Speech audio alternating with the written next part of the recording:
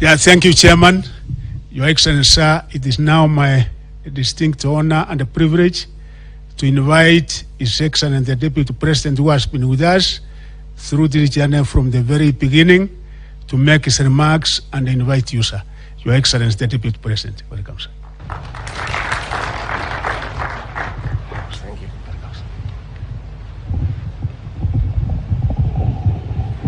Thank you very much, Your Excellency the President of the Republic of Kenya, our CS for Education, Ezekiel Machogu, and our PSs, the Chairman of the Presidential Working Party on Education Reforms, and all the people who worked around you. Good afternoon.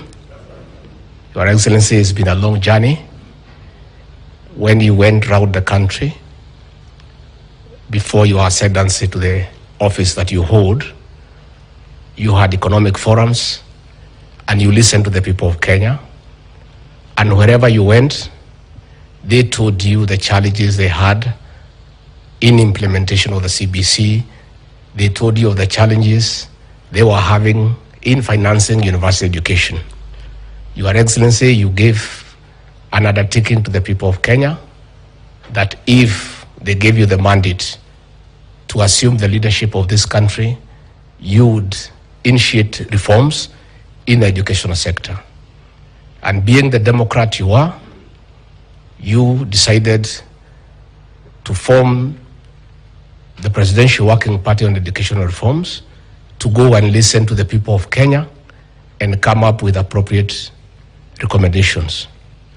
Your Excellency, this team has worked very hard, and we want to thank you because you have been available to receive interim reports from them and guide them. I want Your Excellency to thank this team for their commitment and sacrifice. In the beginning, they had many challenges. They went without allowances. They went without any support, but they sacrificed out of patriotism and their love for the Kenyan children. I really want to say thank you to this team. Finally, Your Excellency, I want to confirm from where I sit, as I assist you in the management of the affairs of this country, to commend the CS Education for providing leadership in the educational sector and for always being available to all the stakeholders in the educational sector.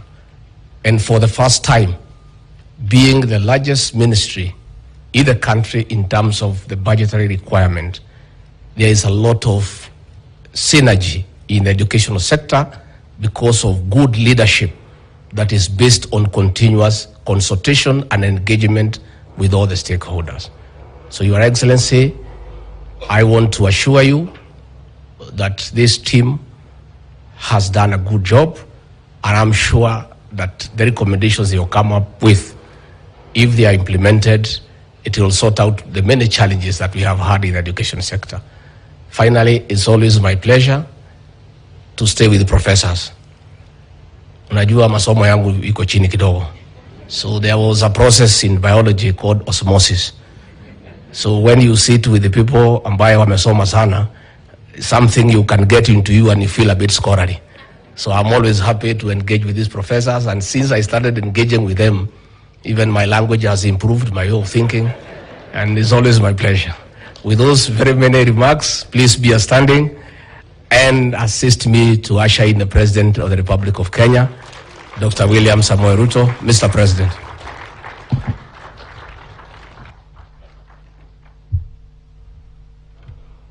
Asante sana, Bwana Deputy President. Let's take our seats.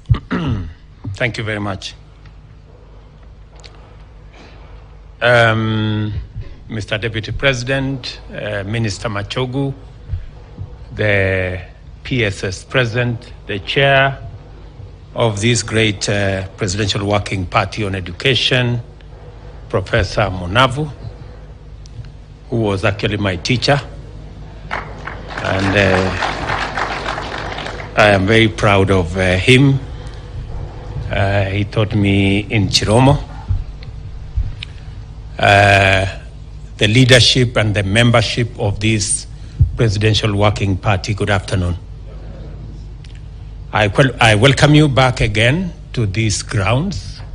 We've had many meetings with you in different configurations. You've had many meetings with my Council of Economic Advisors, and today is that great day that we celebrate a job very well done.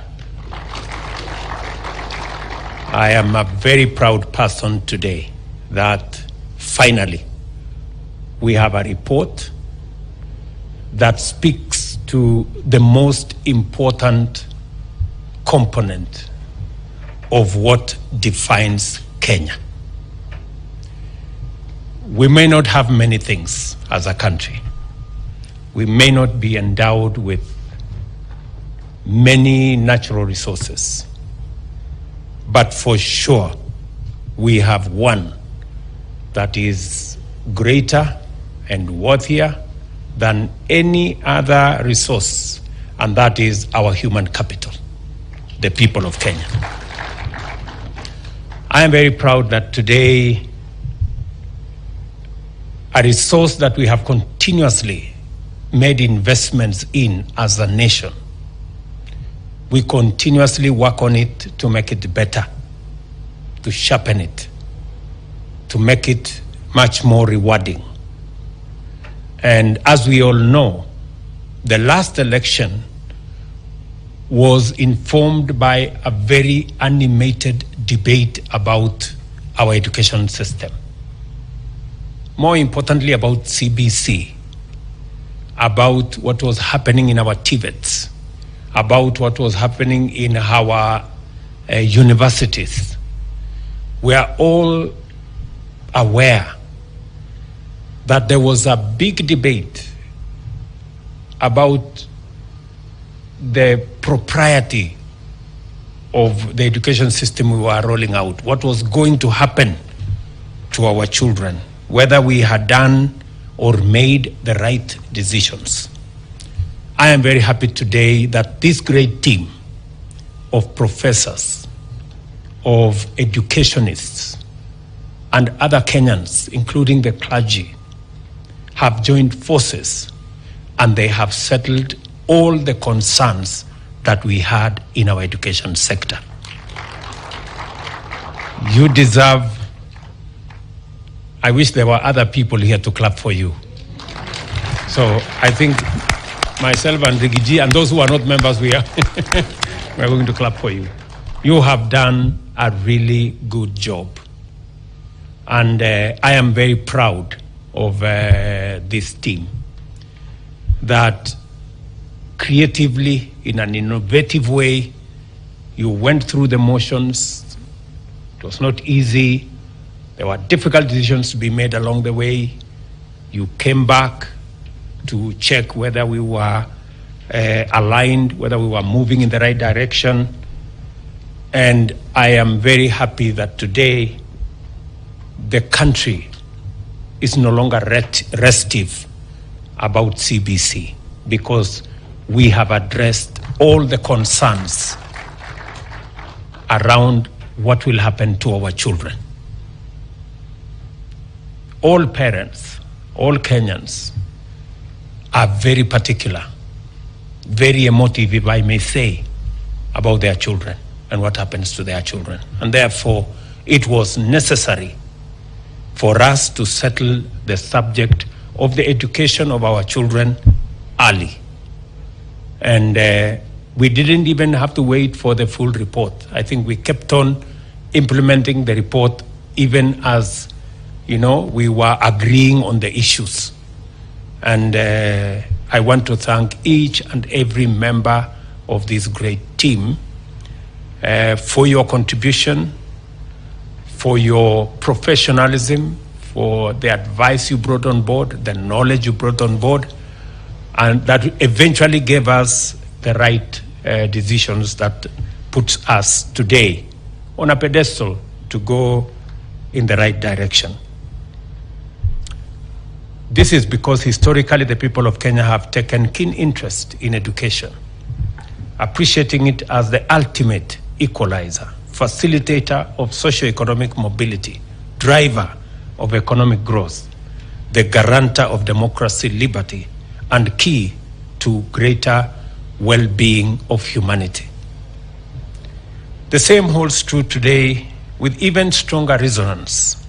The mystery of our country's impressive achievements and performance in many sectors, without the endowments traditionally associated with bright prospects, is down to only one factor. As I have said, our human capital, the people of Kenya, is the difference that has made Kenya what it is.